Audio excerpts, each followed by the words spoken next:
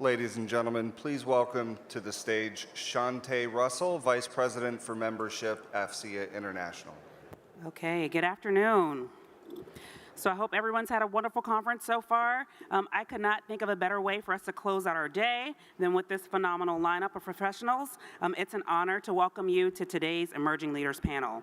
This session has been pre-qualified to support continuing education requirements for several cybersecurity certifications. So if you are an AFCEA member seeking attendance documentation, please be sure to scan your badge at the scanner located just outside of the hall here. Scanner shut off 15 minutes post-session. So remember to get your badge scanned before you start networking this afternoon. A quick note to qualify for CEUs or CPEs, this session must run the full 60 minutes. This can include Q&A, so be sure to have your questions ready. So for those of you who may not know, our emerging leaders are made up of our members who are age 40 and under. Today's panelists are here due to their expertise in their fields, and they happen to be under the age of 40. You are in for a great session. To start, I would like to welcome and introduce you to our moderator for today, Andrea Gagnon. As a proud U.S. Navy veteran and accomplished electronic engineer specializing in radio frequency communications, Andrea brings over 20 years of experience across the defense, technology, and federal contracting sectors. She has served as a systems engineer for C5ISR programs across multiple agencies with cradle-to-grave solutions. Her background spans business development, project management, systems engineering, quality control, with a strong understanding of contracts, compliance, and implementation across both government and private industry. All right, let me breathe. She holds a bachelor's degree in business management and an MBA from Chaminade University. In addition to leading Lanakila Contracting, Andrea serves as AFCEA International's Emerging Leader Vice President for the Indo-Pacific and the AFCEA Hawaii Chapter Emerging Leader VP, where she fosters cross-sector collaboration, mentorship, and community engagement. Passionate about workforce development and innovation, she has served multiple community programs, including as an RF communications instructor at Leeward Community College. Andrea is also a proud mother of 2 boys, Noah and Andy. As moderator for today's DDIL panel, Andrea brings her expertise bridging operational, technical, and industry perspectives, facilitating dialogue on how joint forces, government, and industry can strengthen mission assurance, interoperability, and resilience in DDIL environments across the Indo-Pacific theater. Please join me in a warm AFCEA welcome for Andrea and our panelists.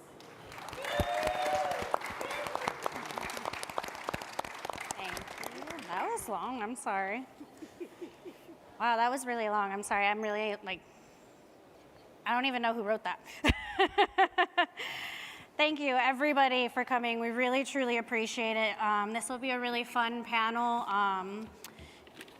There's my notes. So yeah, there we go. All right, we have an incredible stacked panel of amazing young professionals here today. Emerging leaders just have such a unique viewpoint. We're the end users, and we're also the future leaders and decision makers. Having the ability to come up here and talk about such a huge topic in our AOR is truly a blessing and an honor to be here. The emerging leaders really have a mission-first mindset. While they're focusing on agility, agility and speed, along with their intimate knowledge of technologies. It truly is, like I said, an honor to represent this amazing group of young professionals. I would like to start by introducing Captain Mason Millsap. Captain Mason Millsap is in the Marine Corps. He is a communications officer serving with MAR4PAC G6 as a C5I STR Systems Integration Officer with Genetic Warfare Lead on MAR4PAC Digital Transformation Team. In his role, he leads efforts to accelerate digital modernization, integrate emerging technologies, and advance operational concepts that strengthen command and control across the Indo-Pacific theater.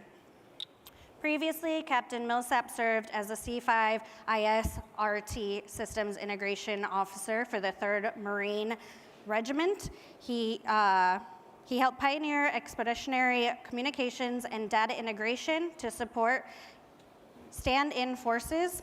He also served as the S6 for 1st Battalion, 12th Regiment, and overseeing tactical networks and tactical networks and fire support integration under Degraded, Denied, Intermittent, Limited Communications. Sorry.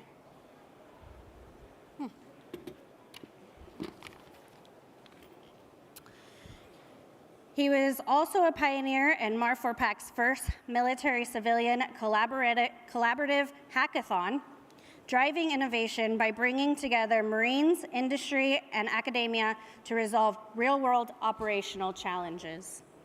Before joining the Marine Corps, Captain Millsap gained industry experience as a certified data management professional, working in data management and analytics for Murphy USA, a Fortune 250 company.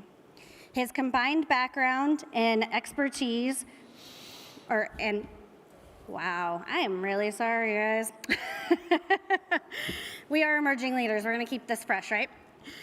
His combined background in enterprise data strategy and expeditionary communication uniquely positions him to advance literal planning and execution methods and technologies that assure resilient C2 and fires in contested environments across Indo-PACOM region. You have a lot of acronyms in here because he's so impressive. He is also my deputy for the Emerging Leaders AFCEA Hawaii chapter, where he has been doing incredible things with bringing together military professionals and our industry members, creating hackathons, educational opportunities. I really can't explain. I'm great and honored we are to have him on the panel. So thank you, Captain Millsap, if you would please stand. It's a pleasure to be here. Ooh, there you go. There's your pin. Thank you. Thanks. All right, I'm going to try and do this next one better. Our next panelist is out of order. Miss Christine Devlin. Christine Devlin is a senior C4 ISR enterprise architect with over 20 years of experience supporting defense. She has focused on design and implementation for complex defense technology systems that directly support operational effectiveness across the Indo-Pacific region. Her background working with commercial contractors provides a distinctive external perspective on defense challenges, enabling her ability to apply innovative methodologies and best practices that bridge organizational silos and drive tangible mission outcomes. Christine's core competency focus on architecting scalable, resilient C4I SR systems that successfully transition from concept to experimentation through operational deployment. She has consistently delivered enterprise-level solutions spanning national to tactical integration, data-centric intelligence architectures, and multi-domain sensor-to-shooter systems. Most notably, she led the rapid design and deployment of comprehensive technology suite to 45 mission users across the Indo-Pacific AOR, demonstrating success and translation of complex customer requirements into functional, operationally relevant systems at scale. Christine is recognized for delivering results within constrained environments through resourceful and creative problem solving. She has designed and deployed live user environments and engineered solutions specifically optimized for disconnected, disrupted, intermittent, and limited bandwidth conditions. Her work in DDIL environments has focused on addressing the performance impact of heavy applications and microservices on edge node devices, architecting innovative approaches that measurably improve warfighter utility and operational effectiveness. Her methodology emphasizes model-based systems engineering, rigorous requirement management, and collaborative integration with operational stakeholders to ensure technical solutions align with real-world mission needs. Her current role with Kintech, is that right? Sorry. Space Development Agency. Space Development Agency. She is serving with U.S. Space Force customers as systems and AMP warfighter integration. She has guided senior leaders, program executive officers, and integrative partners, including OSD, R&E, joint staff, inter-intelligence community partners, with strategic recommendations on transformation, data architecture, and technology investment priorities. Thank you, Christine, for being on the panel and joining us today. Oh, point, pin. All right. Moving forward to our next amazing panelist, I would like to introduce Mr. Alan Delgado. Alan Delgado currently serves as the Division Chief for Joint Coalition Networks Division G64, U.S. Army Pacific. In this role, he leads strategic integration of modernization of mission partners, environments, enterprise IT systems, and coalition network interoperability across the Indo-Pacific. His portfolio includes oversight of joint and multinational communication support to major exercises and operations in collaboration with U.S. Indo-PACOM, MARFOR-PAC, PACAF, and other allied partners. Mr. Delgado brings over a decade of experience in cybersecurity, C4I systems engineering, and expertise network operations. He has held senior technical and program management roles supporting both U.S. Army Pacific and U.S. Indo-Pacific Command. With a focus on secure coalition, connecting the capability and development. He holds multiple industry certifications, including CISSP, CCSP, and PMP, and is pursuing his MBA in finance. Originally from San Antonio, Texas, he is a first-generation American and a Department of the Army civilian with a strong commitment to operational excellence and mission-driven innovation. Thank you so much, Mr. Delgado, for coming today.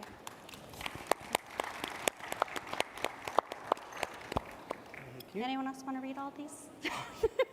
It's a mouthful. All right.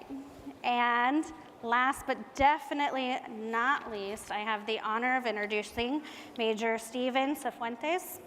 Major Steven Cifuentes enlisted in the Marine Corps in June 2003 as a 0341 Martyrman. Please excuse me, I'm not great at marine technology. Following the School of Infantry, then Lance Corporal Cifuentes received orders to 2nd Battalion, 4th Marines, where he was deployed to Ramadi, Iraq, in support of Operation Iraqi Freedom. Upon his return, Corporal Cifuentes accepted an offer to attend the United States Naval Academy Commissioning Program, where he commissioned a United States Marine Corps 2nd Lieutenant in May of 2010. After graduation, 2nd Lieutenant Cifuentes participated in a graduate education program at the National University of Ireland from September 2010 to September 2011, and King's College London from 2011 to 2012. Upon completion of his advanced studies, entry-level training at the basic school, and qualifications as a communications officer, 1st Lieutenant Cifuentes reported to the 3rd Marine Division Communications Company, where he served as the Assistant Operations Training Officer and Data Platoon Commander. Captain Cifuentes assumed command of Headquarters Company Battalion, 3rd MARDIV, where he also served as the camp commandant in support of Division Headquarters Element during Balkatan? Yeah, Balkatan. Thank you. In 2015. Following company command, Captain Cifuentes served as the Assistant Operations Officer for 3rd Mardiv G6.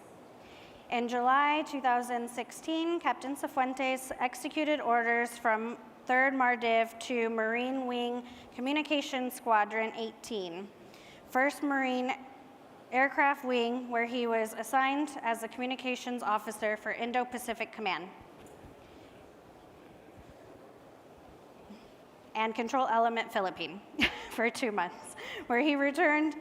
Upon his return in September 2016, Captain Cifuentes took over as an executive officer for MWCS 18's Detachment Alpha and fully assumed company command of Detachment Alpha until October 2018. Captain Cifuentes finished his tour with MWCS 18 as the squadron's Assistant Operations Officer. After leaving 3rd Marine Expeditionary Force in 2019, Captain Cifuentes reported to Headquarters Marine Corps Command, Control, Communications, and Computers, where he was primarily served as a Naval Integration Officer. In 2022, Major Cifuentes reported to the 12th Marine Regiment, where he served as the regiment's S6 officer and Headquarters Battery Commander. Major Cifuentes serves as the 3 MEF G6 Plans Officer, where he focused on operational plan development, communications, planning, support to the fire's infrastructure, or architecture, and capabilities integration lead for emerging technologies such as Joint Fires Network, family of integrated targeting cells, and many others. Major Cifuentes currently serves as the Command Control Communications, Computer Combat Systems, and Information Planner for PAC Fleet Headquarters, where he continues the development of communication architectures that support critical operations, activities, and investments in the Indo-PACOM region. Major Cifuentes is a native of Redmond, Washington. His personal awards include Purple Heart, Meritorious Service Medal, Navy Accommodation with Gold Star in lieu of second award, Navy Marine Corps Achievement Medal, and Navy Marine Corps Achievement Medal. He is married to Heather Cifuentes of Redmond, Washington, and together Heather and Stephen have 2 children, Olivia and Abby. Thank you so much, Major Cifuentes, for joining us today. That was the hard part. All right. Thank you. Sorry. All right, that was the hard part. Are you guys ready?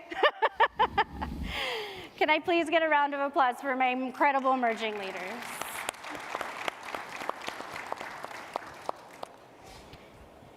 All right, we are here today to discuss the topic of DDIL. For those who don't know, in the Indo-Pacific AOR, where distance, terrain, and adversary capabilities create a persistent DDIL condition, as we've heard many times over this week, the tyranny of distance. Today, we'll hear from the leaders across operations technology and industry who are building the future of this resilient command and control. So I'm going to start by asking some questions framing the DDIL platform that surrounds us in the Indo-Pacific AOR. I'm going to come sit over here because that's just too formal. All right. You guys ready? Ready. All right. That was the hard part, okay? We're going to have some fun. All right. My first question for the panel, whoever would like to answer first. What examples of DDIL conditions are you currently planning or have encountered in the Indo-Pacific AOR, and how does that geography and distance complicate those comms and planning? So when it comes to DDIL conditions, there are multiple sources that those could come from. Whether it's what we call EMS fratricide, which is like blue on blue. Maybe we have an active radar out there emitting on a similar frequency to some of our transmission systems. That would be EMS fratricide. And then you've got the congested aspect of the electromagnetic spectrum, which largely comes from white or civilian sources. And then obviously there's an adversarial piece to that as well that can, create those DDIL conditions. And so a lot of times, like the blue on blue stuff, sometimes it's DDIL conditions brought on because we didn't roll over a crypto key or something, so we lose connectivity. And those are more examples of what we can talk about and what we have experienced, because obviously we're not in crisis or conflict. So the red side, we can't really speak too much to in terms of what we've experienced. But we definitely have experienced the self-induced DDIL conditions. So those are some examples, like the active radars, creating electromagnetic interference with our transmissions. And I think it all starts with, and I'm a big quotes guy, so there's a quote by Stanley Milgram. He was a social psychologist, a Yale professor, and he coined a one-liner: awareness is the first step to liberation. In this context, awareness is the first step to effective maneuver in the electromagnetic spectrum. So one of the ways that we're approaching how to manage, DDIL and maneuver to adapt to DDIL conditions is building awareness of the electromagnetic spectrum. So understanding what sources of interference exist, what other blue forces are emitting out there, what commercial sources are out there, and then maneuvering appropriately when more RF-centric DDIL conditions arise. Yeah, those are thoughts off the dome. Yeah, I mean, I think it's just super complex. Like, that's the hard part. It's hard to characterize, and define, one example, right?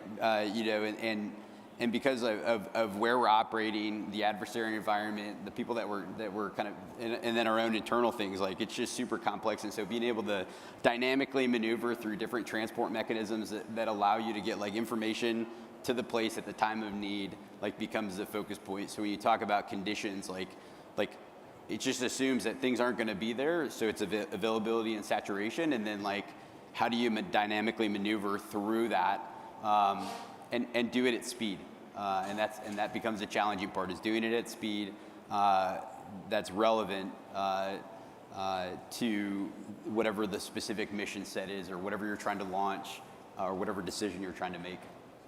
I'd also say BLOS, so beyond line of sight, is part of the game and part of the design for out here, just having multiple land masses and going across a large ocean. I say on the space side, a lot of folks think space for space things, but in the actual architecture design, especially in the game of proliferation, right? You're really trying to design a system that meets the beyond line of sight requirements for C2 and operations, and then proliferate a system out there that can support not space for space, but space to terrestrial, and depending on what the actual environment is going to look like, being able to have your design built at speed and scale to meet not just those conditions, but transport and tracking conditions. So when we talk about DDIL environments, we talk about DDIL in terms of unique places with unique challenges, right? But the thing about the Indo-Pacific theater that I think is not being talked about is that our environment, these unique problems in our environment in unique locations is not unique across the environment. DDIL is the norm in INDOPACOM. And it is an environment that we're going to work with no matter how many points of presence we have throughout the theater. It is what we're going to fight in the future. It is our norm, and we should think about our DDIL environments in a way that facilitates us being able to operate in that normal environment, which is not normal. It just won't be in the future. So again, DDIL environments in the Indo-Pacific, it is not a when we will be degraded. It's not an if we'll be degraded, it's when we'll be degraded. And I think we have to think about that anytime we're thinking of solutions or problem sets within our theater, because it's not if, it's when, and we have to be ready for that. Well, Yes. and I think you have to also take into account, like, it's not just the conditions that are set, but it's also who we're working with in partnership. Exactly. Like, you're talking about, distributed forces that are not operating in U.S. space and like in CONUS, and so like all of those considerations of having to fight through it, and then working with partner forces, whether it's through RF or like networks, and how interoperability takes place. Like, you still have to be able to build the system of systems that allows you to be able to share information across bilateral partnerships in that same information space or in that same kind of DDIL type condition. I think that's specific to like Indo-PACOM because of the wide range of advanced like basing and access that we have, how we get approvals to be able to put systems online that allow us to fight through a DDIL environment. And then what we do in wartime when we all go to use the same frequency, the same spectrum, or the same space layer, like that's specific to Indo-PACOM. No, and I really love that point, and I think that was, the focus and the mission of this panel with talking about DDIL is because, in our AOR, it's not an if, it is a when, and it is an everyday challenge, and it's something that we have to overcome very differently than other AORs. So that was a fantastic point, everybody. That was amazing, and I really love how that collaboration and partnership comes along through the panel. So that kind of drives me to the next question of, when we're talking about these DDIL considerations, like how are they driving the mission partnership environment? Like, how is the collaboration of PACOM as a whole and all of our entities that fall underneath it in that joint collaboration and coalition of forces impacting and also, helping in these DDIL discussions and planning? I mean, I think you see it in ops, and in, as Steve said, I think we're in it already in that mission partner environment on the daily. So between, focusing on operations or exercises, and from our standpoint, we're focusing on the exercises piece, because it doesn't really matter if you bring like the most Gucci thing in there into the environment or to the exercise. If you come with your great playbooks and your pace plans, but you're not actually realistically building an environment that incorporates your mission partners and the different systems that they're on, and then going back and providing that feedback to your technology providers, then we're kind of in a deficit right off the bat. So at least on the space side, we can spend all day designing that perfect system to provide that BLOS capability, but it's not until we're in ops and we're in the experimentation space, if you're truly going to come and operate in a DDIL environment during exercise, which is a challenge in and of itself, you're not going to be able to see that partnership and those gaps that we have. Just to riff a little more on the need for partners, I like quotes. I like Marine Corps doctrine too. Marine Corps Doctrine Publication 8, Information, talks about a few different information advantages that we seek to create and exploit, and one of those is systems overmatch. Systems overmatch refers to the advantages that our technical advantage yields in other warfighting functions. And if we're operating in the Indo-PACOM AOR as a joint force and considering our primary competitor, there are a lot of systems, a massive quantity of systems that we're considering, and as a U.S. joint force alone, we can't really create that overmatch effectively, so we need our partners to create that systems overmatch. And so we are taking Indo-PACOM's lead with the Indo-PACOM mission network.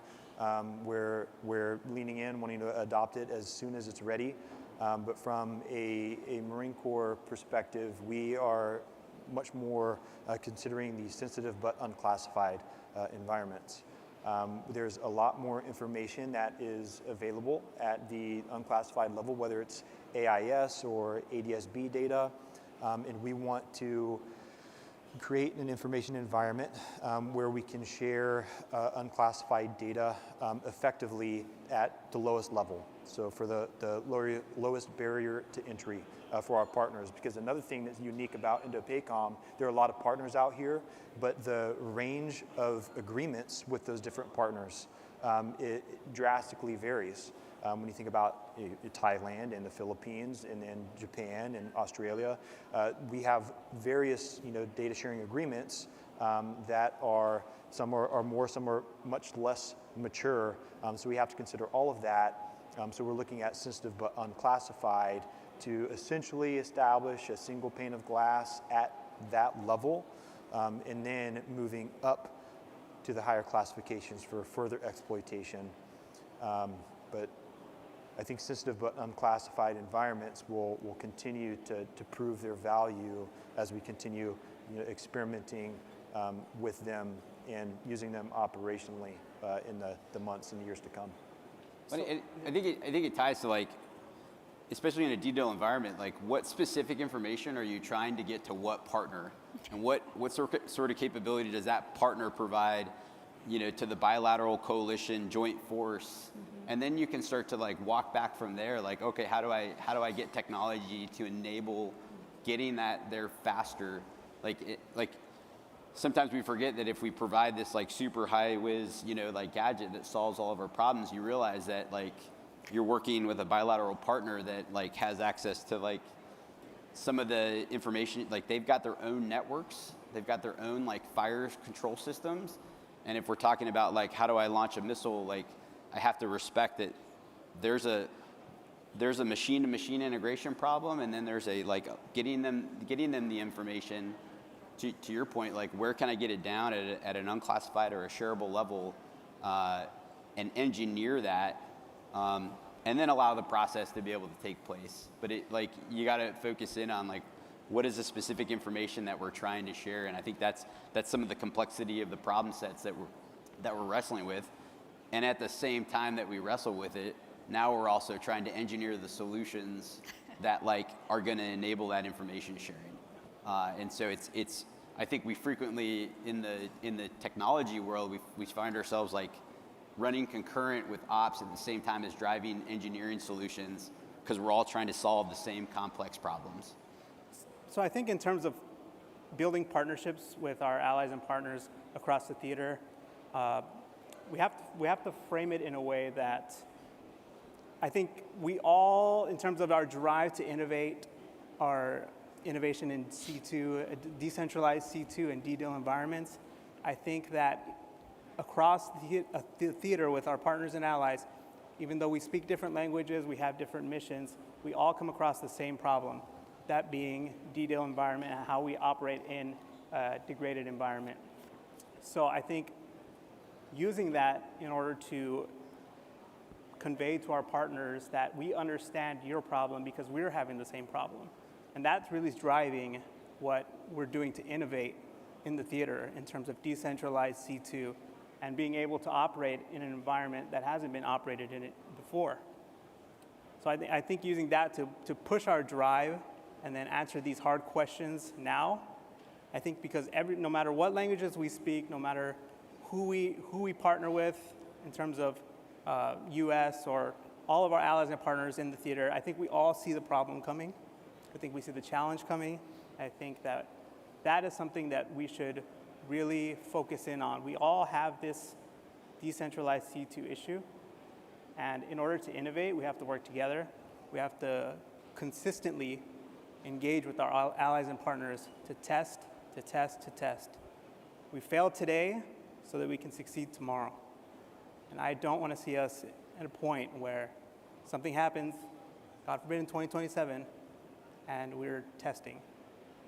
Very much. That brings up a good topic. I mean, we have such a wonderful coverage between Compact Fleet, USERPAC, SpaceCom, and MAR4PAC.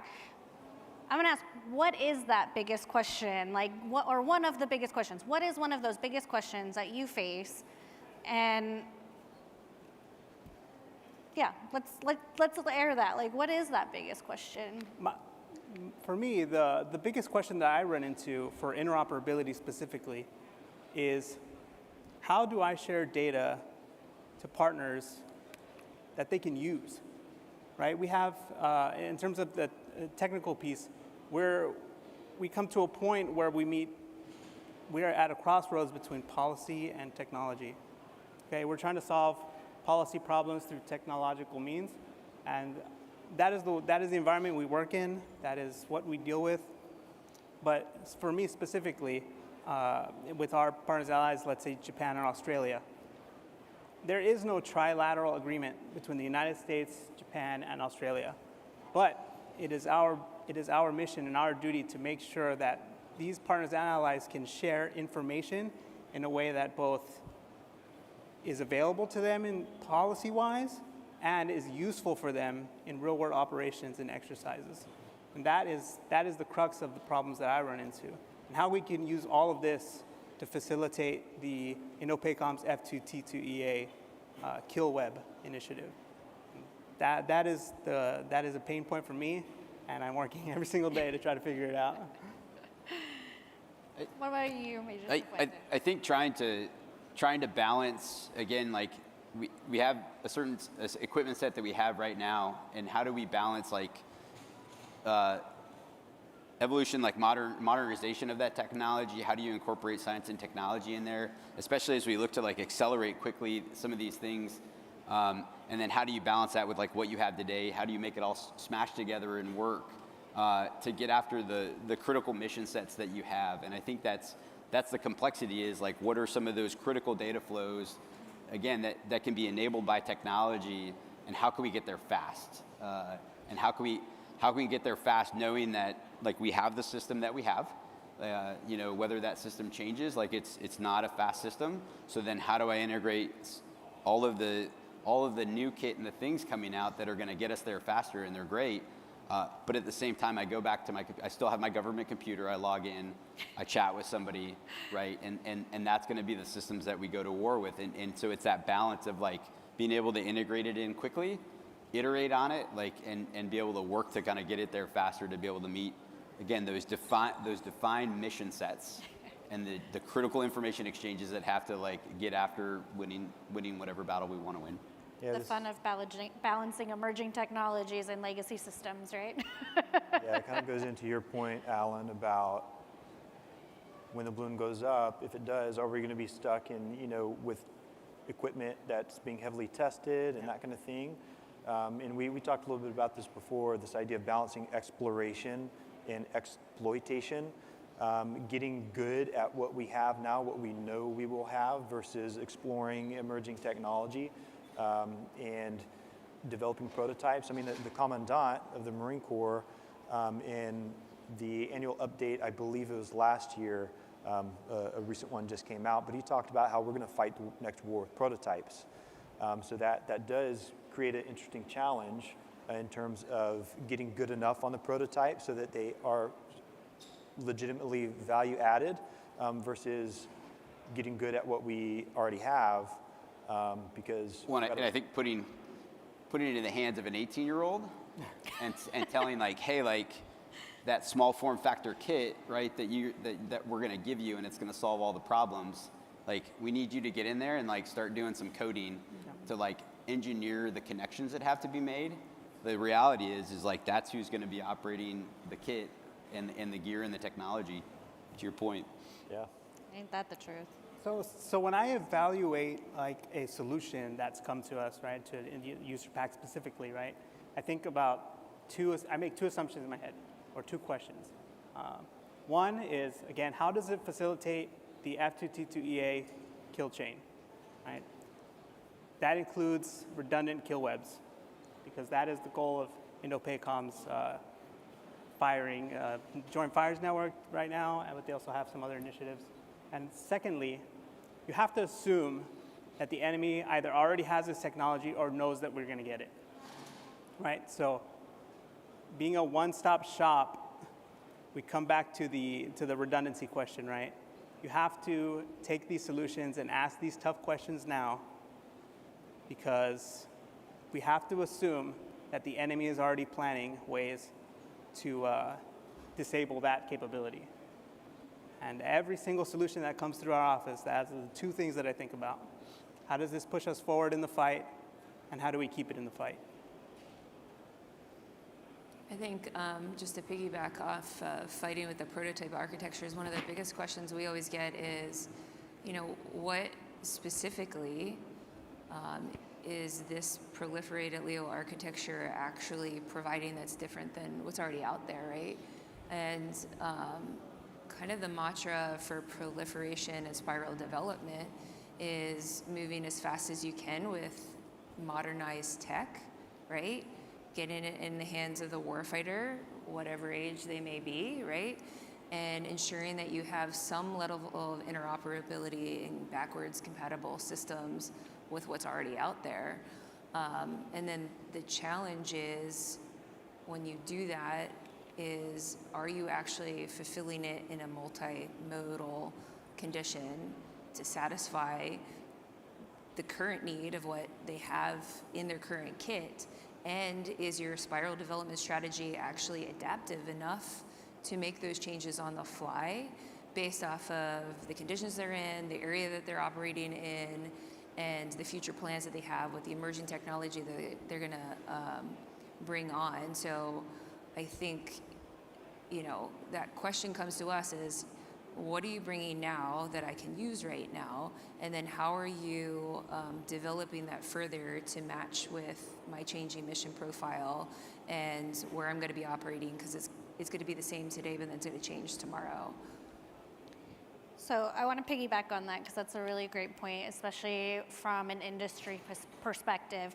So I'm going to piggyback that with a question of, what are the most promising methods or investments that you're seeing in industry that are transforming these data architectures and maintaining the situational awareness and addressing the DDIL concerns in this AOR? So I would say that some of the innovations that I've been seeing that I believe is worth exploring more is systems that empower our warfighter at the edge in terms of edge processing, artificial intelligence capabilities in a disconnected environment. I think that is going to be paramount to operations in the future because I don't know if you've noticed, we have a new generation of warfighters. They're tech savvy, they understand how to work systems. They just need to be trained on them, and they need to understand why they're doing it. So because of that, developing systems that assist them in making real decisions at the edge and in operations without being connected to their centralized command and control point. We have to provide them the tools to make those decisions because we have some very smart junior officers and enlisted that have the mental capabilities to make these decisions, and they're mature enough to do them. But we have to provide them with the tools in order for them to gain situational awareness on the battlefield and make those decisions on their own. And being able to do that in a disconnected environment is, I think, very important to the future of how we fight wars. And having those connection points, even in disconnected environments with intermittent, this is assuming we're in a DDIL environment, which I assume we will be. This is having those connections, being able to, in any way, connect back to our centralized point and update so that the warfighter can gain another wave of situational awareness at speed without clogging their data streams or their data flows, so that they can, again, move on to the next decision, because we cannot rely on stationary or static circuits in this environment. There's just no possible way we can do that. I think that, from an innovation standpoint, if I take the theme of the panel and it's DDIL, right, but then technology comes and says, hey, there's this, again, cool kit that it does X, Y, and Z, but I'm going to go ahead and need a DISA circuit to be able to operate it because of the high processing that it needs. It needs to be able to connect to data lakes. It needs to be able to connect to things that feed it. You're already kind of that's great if you're sitting at a headquarters element, and how do you build redundancy into those headquarters elements? We're talking about continuity of operations, cooping those things. But then when you start to push it forward, again, keeping DDIL at the forefront of the mind, it's okay, where do where can I push some of that processing forward in a meaningful way that takes into account, again, I'll always go back to the information exchanges that have to take place. I think technology that does take that into account, that how can I put data through smaller pipes, but that it's relevant and it's quick. I think those are the things that kind of enhance our lethality within particularly Indo-PACOM, but other places as well. I think to piggyback off of Steve's comment, a couple of the things, not even space related, I think that are that the industry is pushing out right now that is really exciting. Yeah, we're seeing data architectures going from concept to reality. We're seeing edge processing becoming more advanced and using AI to actually like bring in automatic target recognition algorithms to make decisions. But I think also automatic spectrum management and being able to have that tool sets to pick the transport mechanism, depending on where you're at, which data you need to, and automatically doing that for us, which really buys down our time and then makes us less dependent on those DISA circuits and those nodes that we're always so dependent on right now. Yeah. And then I think really thinking through complete isolation and disconnection. And so we're starting to see within the industry like actual, not degraded, not intermittent, but completely isolation, and building that into a framework or into the critical design that's not just an afterthought in your edge nodes, right? So we all know you're going to be disconnected. So are you building your mission profiles to truly think about how you're going to be disconnected, what that mission is going to look like, and can you maintain operations and C2 in that disconnected environment? I do think there are some industry solutions that are out there right now, if we can actually harness those and bring those into where our offices are and where our warfighters are at. One, I think if it takes into account like what information you're trying to change, like if you've already built into it, like here's the different data standards that have to like feed through these different boxes. So if you're integrating one set of technology at the edge, does it talk to this different set of technology, or do I have to have like a proliferation of that specific kit, or can it just take into account interoperability as far forward as possible? Right. Yeah, I'm a little biased as the agentic AI lead for Mar4PAC, but I think agentic AI, it's become a pretty big buzzword, but I think that is one of the technologies, or the technology that I'm most excited about in terms of increasing combat power. Going back to doctrine, the speed, which is a universally significant generator of combat power, the speed that agentic AI solutions will grant our staffs, our commanders, in terms of decision making and process optimization, there is incredible promise there. And so we're looking at things like edge processing, these GPU-enabled edge compute boxes, and then also small language models. So agentic frameworks based on small language models that have been trained perhaps on military doctrine and SOPs. So looking at those kinds of things so that we can enable our tactical commanders, 05 or even below, so that they can continue to leverage the capability provided by these systems even in DDIL environments. But we're working through what a optimal multi-agent system would look like, not even from like a horizontal perspective, like across a military staff. Say you have an operations agent maybe and a logistics agent, but even vertically up and down echelon.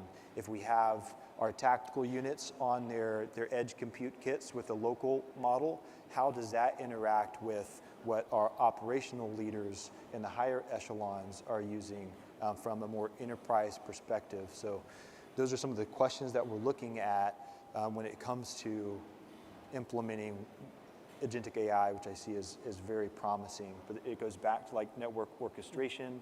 You can apply it in all of the functions of warfighting. And so it really comes back to intelligent automation and increasing the speed to decision and action for our warfighters across the entire formation. So to piggyback off of that, in terms of the closer we get to true artificial intelligence, like AGI, artificial general intelligence, I think of AGI as an easy way to explain it is having a artificial intelligence node or an entity, right, that is akin to a competent coworker, right? So imagine having a competent coworker at the edge, right, with much more data and much more information than any human could possibly have, at the level of somebody that you would work with every day. And that, I think, is a absolutely integral part of applying force multipliers for our warfighters at the edge and helping them make those decisions. The closer we get to this AGI, or even better, AI to AI sustained learning capabilities, so that AI doesn't train AI and becomes gibberish, as it sometimes comes, right? But this all comes back to, one, we have to get to that point, and two, we have to figure out our own networks. Because right now we do have a problem with an overcomplication of our networks, both strategic and our coalition and partner networks. We need to simplify the look at them, simplify them, because at the end of the day, we're trying to facilitate a kill web, not a kill spaghetti, right? So that's just my thoughts on the subject, and I think that's the way forward and how we should look at it. So I'm going to have one last question and then open it up to questions from the audience. But I kind of want to go down the line on this. In your experience, what are the trade-offs between optimizing for mission performance versus maintaining interoperability in the DDIL architecture? DDIL architecture. The trade-offs? Yes. Question? Well, everybody's advancing. We can't rest on our laurels because the other guy is not. So the trade-off is we build risk by not keeping pace from a technological and systems overmatch perspective. So the idea is we train to a standard. We meet that standard. Once we reach the standard, it's going to be easier to meet it. And as we continue to train to sustain that standard, then after meeting it, we'll have more opportunity for that exploration side of things, where we can experiment with new technologies. Like when we go and essentially solicit Marine Corps participants in experiments, is them rogering themselves up because they know their workload. So essentially the space has to exist. We create that space by training them to a standard, and then they have additional space because it becomes not necessarily going through the motion, because they should never do that, but they're well practiced, they have more space to explore emerging technologies, and through partnerships with organizations like the Marine Corps Warfighting Lab and the Marine Corps Tactical System Support Activity, who have engineers dedicated to RDT&E, through our interfacing with them, we'll get their feedback to select the technology that make the most sense, and then we'll go and get it in the hands of operators and get their feedback from a user and operational perspective, and implement it that way. Does that answer the question? I think that was a fantastic answer. Thank you. Christy? The architecture, in particular in the space layer, needs to really be flexible for both. So trade-offs for both mission resiliency and interoperability. Again, the customers, the Space Force customers I support, in their good enough model and moving fast, is really looking at mature tech, costs, and interoperability, and then spiraling and changing that as fast as they can. I think what's interesting over the last, 5 to 10 years, you're seeing multi-orbital, GEO, MEO, LEO considerations and interoperability between the constellations themselves, which is interesting because then there's a less reliance on like a single constellation that was perfect and had the high mission impact, but it came at time, it came at cost, and often the interoperability may or may not have been there. And I'd say one of the other things that within the space defense industry itself, the improvement of laser communications and being able to optically link between one mesh layer, either if you're in low Earth orbit or commercial and military constellation, what have you. But that technology and the advancement of being able to push your data around where you need to between mesh networks, either in the space layer or in the ground mesh architecture, I think that's where your trade-offs start to come in that example. So do you have to pick mission resiliency over interoperability, or do you have optionality at this point to go across different architectures to push your data where it needs to go? And then do you have the ground infrastructure in place, and have you built out that mesh connectivity in the same manner to be able to own your data, pick your mission profile, and then figure out where it needs to go, and not worry so much about interoperability based off of, not perfecting that solution, but maybe offloading it and moving it around. Great answer. Thank you so much. Mr. Delgado. So for me, the crux of the problem between operations and innovation is that we have to look at it in a way that one builds off the other, right? Innovation is an iterative process.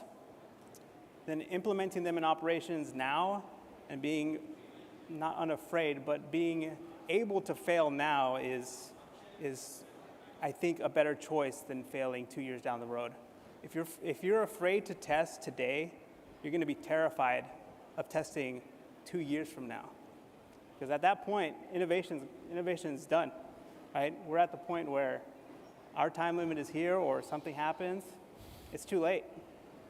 So being able to really innovate now than later, taking industry, taking your joint partners, your coalition partners across the theater, and integrating them into your operations today, and really fighting for that capability now is definitely something that we should strive for. Even things like integrating partner nation national networks into our coalition networks it's being done right now with the Indo-Pacific Mission Network, and it's being talked about.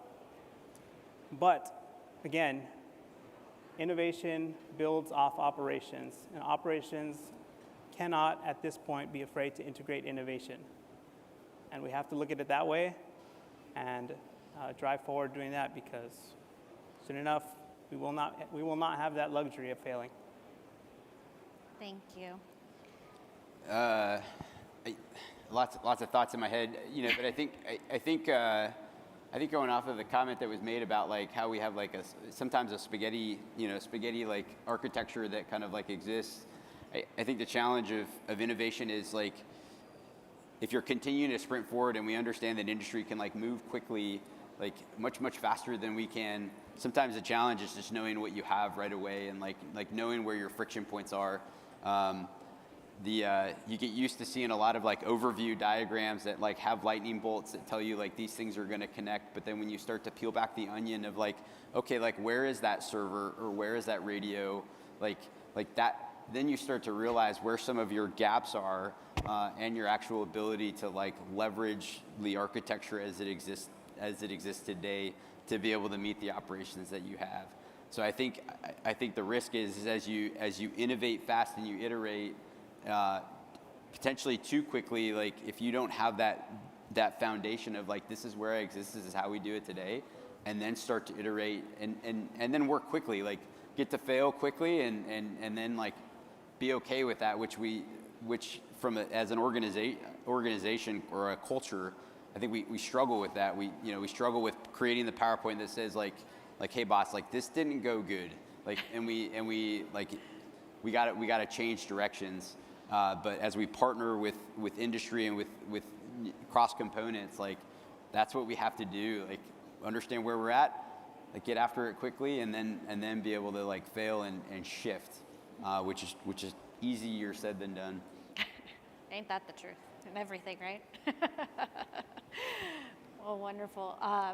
Thank you all for being here. This was incredible. I think we might have like kind of come a little close to our time limit. So if anyone has any questions for the panelists, we are rolling directly into the networking reception. So the panelists will be around hopefully for a little while, and we'll have some mingling.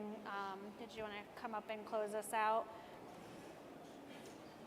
Do we have time? Do we have questions? We do have time for a question or two. Okay. First question,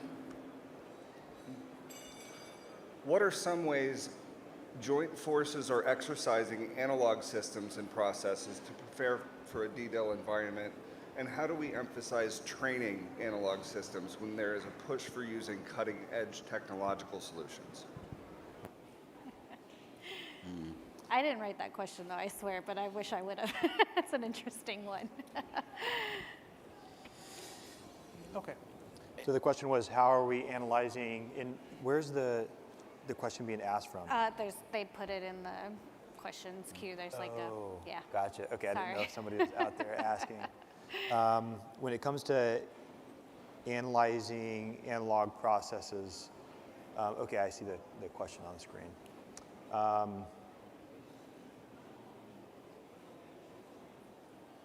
I can kind of. Yeah, I mean, I think when you look at the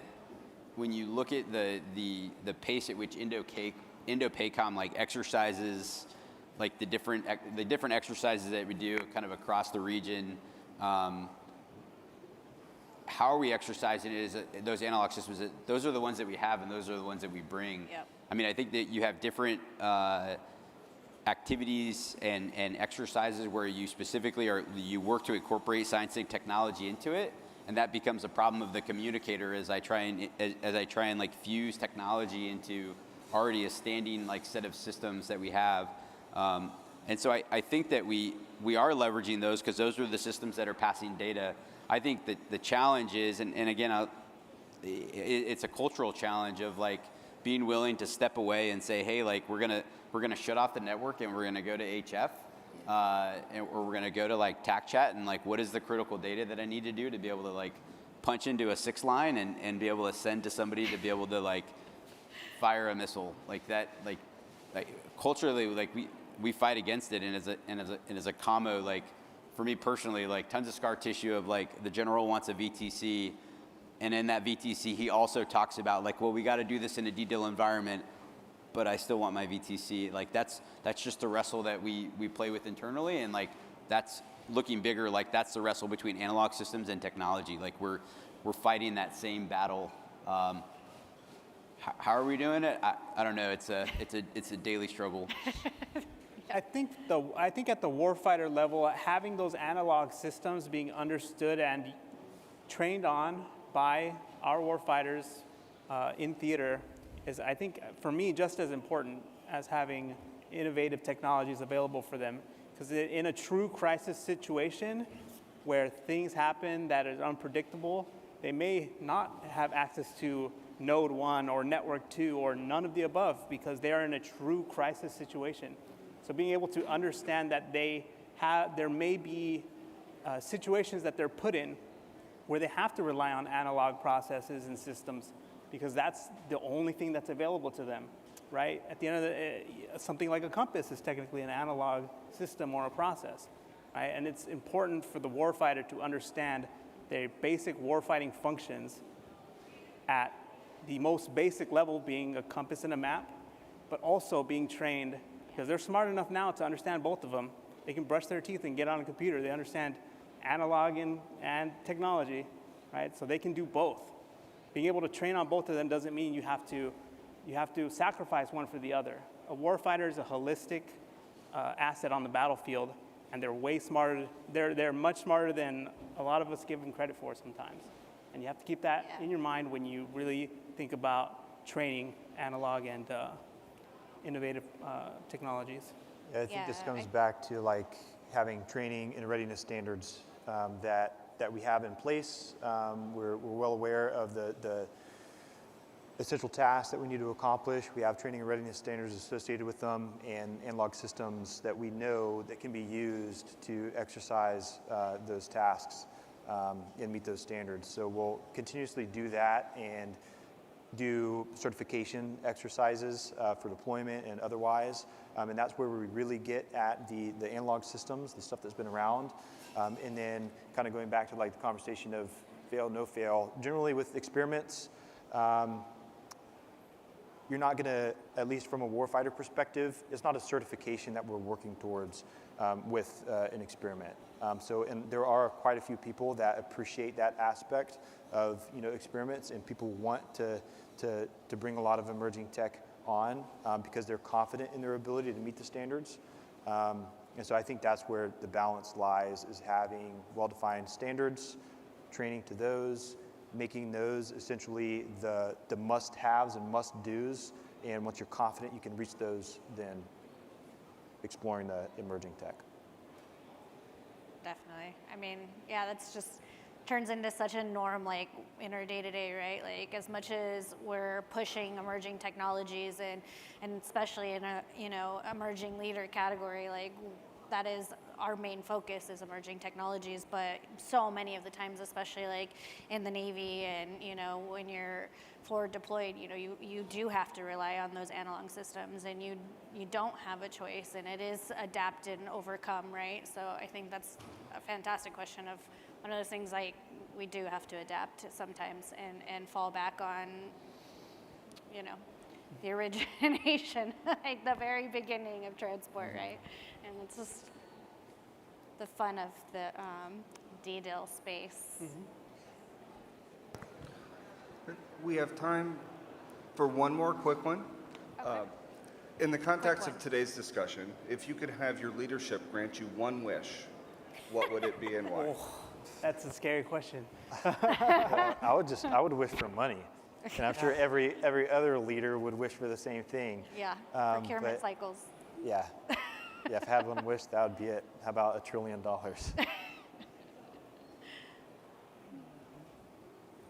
can go. Oh. So for us, I would say that, I would have to agree with you. If I had unlimited capital, I could make magical things happen in theater, but I don't, so I work with what I have. But yes, that would be my one wish. Sir, please give me more money. Shoot, I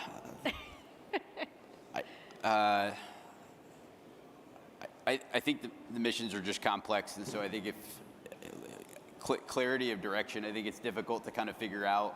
Like we want to do all the things like as technology and as like engineers, like we'll get after and solve those things, but sometimes it's difficult to paint the picture. Like I think that's like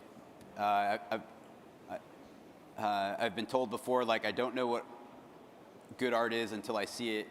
And so at an action officer level, like you're then iterating on things like to try and get after what that like Picasso looks like. And so I think that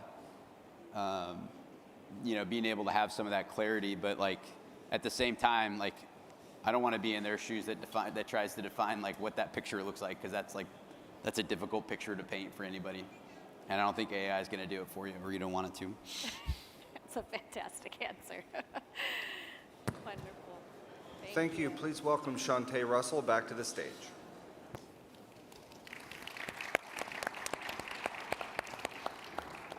Okay, what a wonderful panel. Thank you to our panelists for a very insightful discussion today and the perspectives that you've all shared. As a thank you, FCA International and FCA Hawaii will be donating in your honor to the Friends of the Windward Wounded Warriors. And I recognize that I'm standing in the way of your networking, which we would like to move right out here, just outside the hall, right outside the AFCEA booth. I think I see a bar and some fast food. So I truly hope that you enjoy the rest of your time at the conference and appreciate your time and attention for our panel today. Thank you. Ladies and gentlemen, if you are here for your continuing education credits, please remember to scan your badge at the scanner just outside the entrance to the keynote.